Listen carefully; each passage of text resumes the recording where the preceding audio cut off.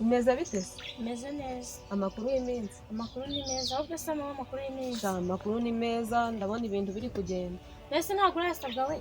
Ntegereje umuzungu uri muri Amerika, nimubona niho nzagera. Ariko mana abantu barasakirwa. Yemwe muvuze umuzungu kandi ngewe buriya hari ikintu Imana yadukoreye turama mu ishusho imwe. Ariko mwiriwe? Mwiriwe neza. Mukomere cyane. None se uyu niwe sheri wawe wajya guhita? Oya, kandi nge nta musheri mfite, ntegereje ko nawe nzabona umuzungu.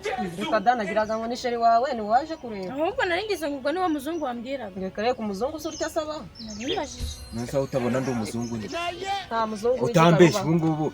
Usibye ariko bariya nabo ni ishusho. Ni ishusho.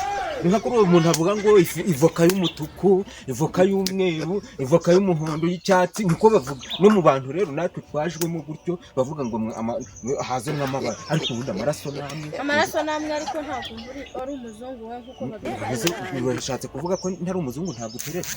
Kuntereta birumvikana ariko nge nzajyanwa n'umuzungu. Akujyane niwe uzambera umugabo. None se ubwo wiza ngaho utabeshye? 6 ndayafite. 6 uvuga kuzagenda mu bazimu. Sawa. Iyi video yose wayisanga kuri YouTube channel yacu Ibyamamare TV 23.